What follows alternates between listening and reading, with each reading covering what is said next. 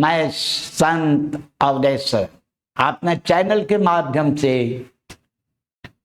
महाभारत का एक प्रसंग बताना चाहता हूं, अपने दर्शकों तक ये संदेश पहुंचाना चाहता हूं। अच्छी ज्ञान की बातें अधिक से अधिक लोगों तक पहुंचे, ऐसा मेरा प्रयास जारी रहेगा। तो आइए अब हम बात करते हैं एक प्रसंग पे जो बड़ा ही महत्वपूर्ण है। हाँ, एक बात आपने ध्यान रखना, अगर आपको वीडियो अच्छा लगे, कार्यक्रम ठीक लगे, तो आप सब्सक्राइब करना चैनल को ना भूलें, क्योंकि हमें सब्सक्राइब की ही आवश्यकता पड़ती है। और कोई दिक्कत हो, कोई बात हो तो कमेंट के माध्यम से आप जानकारी देना। तो आइए, महारानी द्रौपदी भगवान श्री कृष्ण पांडवों के साथ भीष्म पितामह बाणों की सैया पर लेटे हैं। उनका भी समय अंत आ चुका है। तो जाकर के प्रणाम किए ये लोग, महारानी द्रौपदी प्रणाम किए, आशीर्वाद दिए। फिर कई अच्छी बातें पितामह बाणों की सैया पर लेटते हुए ही बताए। बहुत सारी ज्ञान की बातें बताए, महाभारत में ये प्रसंग आया। तो महारानी द्रौपदी ने एक सवाल कर दी पितामह से, पितामह आज जो आप इस तरह की ज्ञान की बातें बता रहे हैं, आपका उस समय ये सब ज्ञान कहां चला गया था, जब मुझे आपके आंखों के सामने बड़ी सभा में युवराज दुर्योधन कीड़हरण कर रहा था। वो तो अपने हिसाब से वस्त्र करने में कामयाब हो गया, लेकिन मेरा वस्त्र हरण फिर भी नहीं हुआ। आप चाहते तो बहुत कुछ कर सकते थे, लेकिन आप कुछ बोले भी नहीं। आज जो इस तरह की आप ज्ञान की बातें कर रहे हैं, इसलिए मैं ये प्रश्न आपसे की हूं। अब मैं ये जानना चाहती हूं, पितामह बाणों की शैया पे लेटे हुए बोले, पुत्री तुम्हारा प्रश्न बिल्कुल ठीक है, अब मेरे से इसका उत्तर लो। उस समय मैं दुर्योधन का अन्न खा रहा था, उसके अधीनस्थ था, उसकी छत्र छाया में समझ लो मैं भी था। और जैसा अन्न खाता है ना प्राणी, वैसा ही मन बनता है, वैसे ही विचार बनते हैं। तो मेरी बुद्धि उस समय कुंठित हो चुकी थी, इसलिए मैं कुछ नहीं बोल पाया। इसके संदर्भ में मैं तुम्हें एक प्राचीन इतिहास सुनाता हूं। भीष्म पितामह ही ये इतिहास बताए हैं, जो कभी पहले प्राचीन समय में एक ब्राह्मण थे, उन्होंने अपनी कन्या का विवाह किया। जो उनसे बन पड़ा, दहेज में दामाद को, बेटी को स्वर्ण से बने आभूषण, चांदी के आभूषण, ये सब अपना देकर के सम्मान पूर्वक विदा कर दिया। उनकी पुत्री जब गई ससुराल में, तो आहिस्ते आहिस्ते कुछ समय के बाद ब्राह्मण जो बनवा के दिए थे आभूषण, वो सब आहिस्ते आहिस्ते काले होने लगे, का रंग बदलना शुरू हो गया। क्यों? ये आप जानते हो, सुनार जो है वो अपने कामों में ये हेरा फेरी करने में चूकते नहीं। पहले भी नहीं चूकते थे, आज भी नहीं चूक रहे। बाकी हेरा फेरी तो सभी करते हैं, ये नहीं है खाली सुनार पे प्रश्न नहीं उठ रहा है।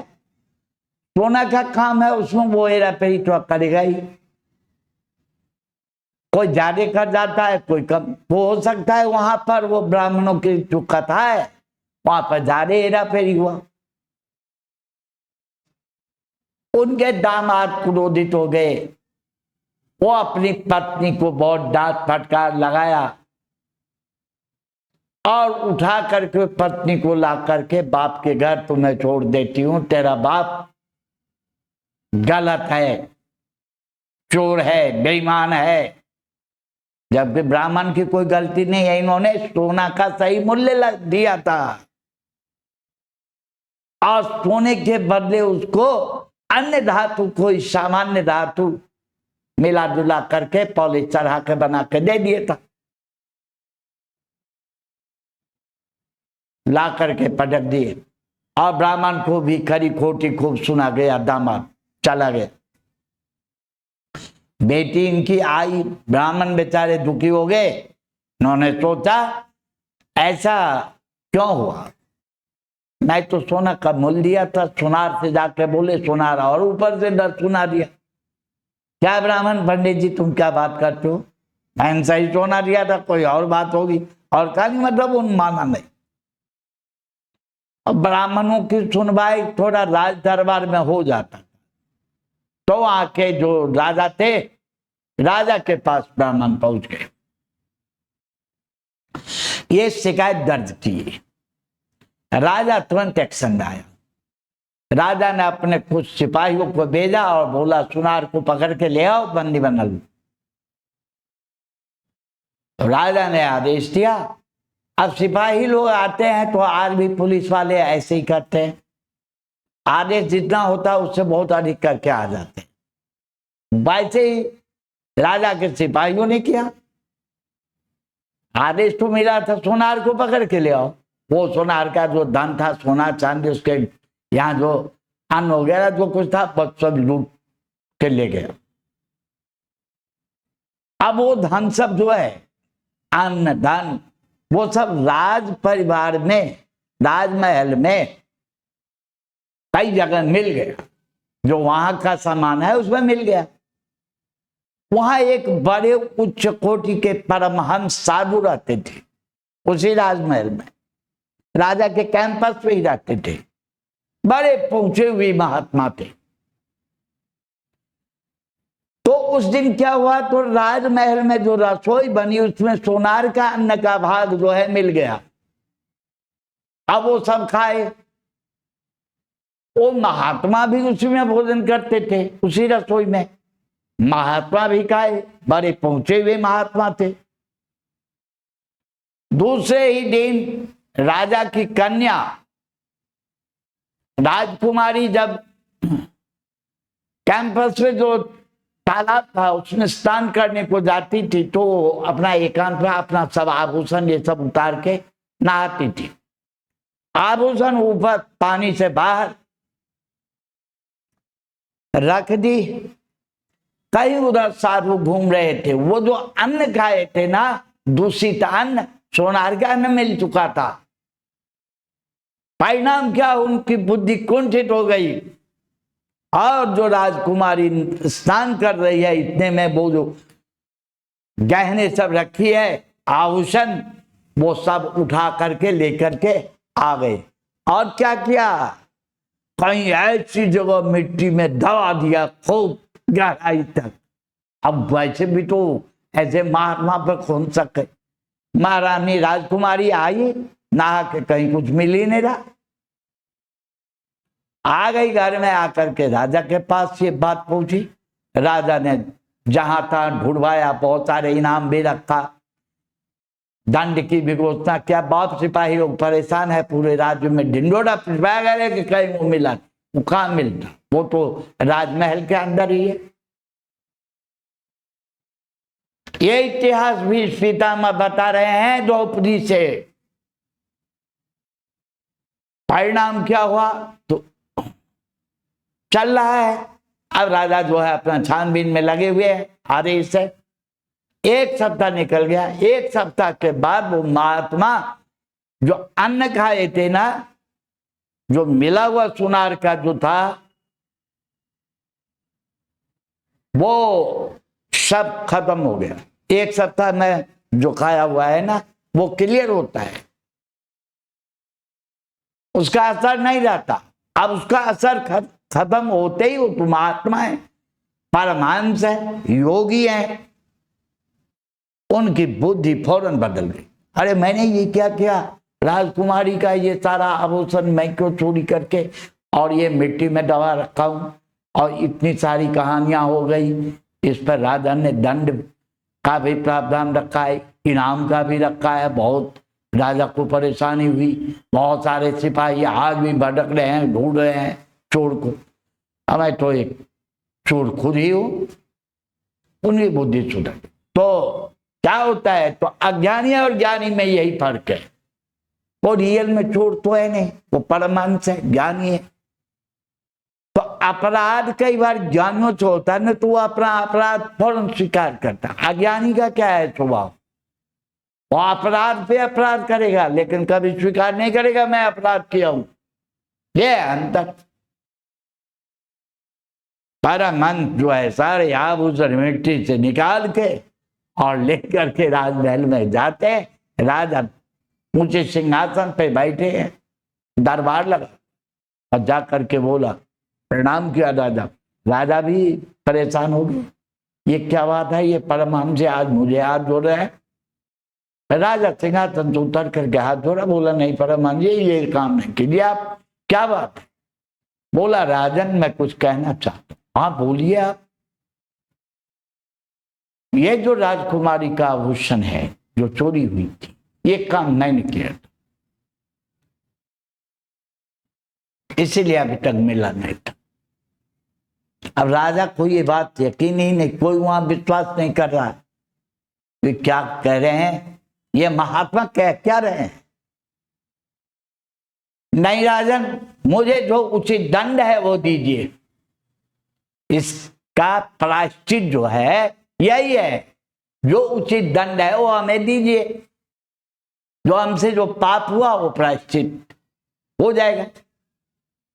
और राजा जो है सोच विचार में पड़ गए। फिर राजा जो है कुछ चिंतन मंथन मंत्रों से परामर्श करके इनसे पूछा, जो प्रभु मुझे तो ये बातें जच नहीं रही है, फिर भी आप कह रहे हैं चलो मैं मानूं, लेकिन आप ही अगर किए तो क्यों किए, कैसे किए, ये भी मैं जानना चाहता हूं।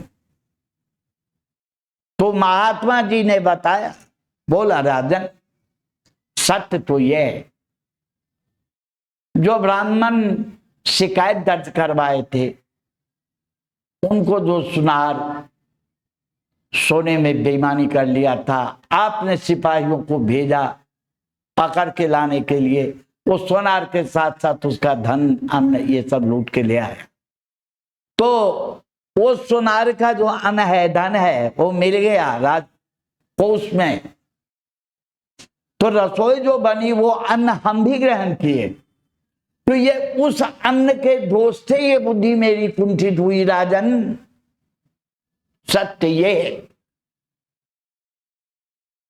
अब लीजिए, एक दिन जान के नहीं अनजाने में दूषित अन्न खाने मात्र से एक बड़े उच्च कोटि के जो संत हैं उनकी बुद्धि खराब हो जाती है, वो चोरी कर बैठते हैं या कोई भी गलत काम कर बैठते हैं। भीष्म पितामह कह रहे हैं पुत्री द्रौपदी से, पुत्री ठीक उसी प्रकार मैं उस समय दुर्योधन के अधीन था, दुर्योधन का अन्न खा रहा था, इसीलिए मैं उस सभा में पुत्री बोल भी नहीं पाया। ये सही बात, सत्य बोल भी नहीं पाया। आज जो मैं प्रवचन बोल रहा हूं ना, अब तो काफी टाइम हो गया मुझे अन्न छोड़े, मानो कि शैया पर लेटा हूं।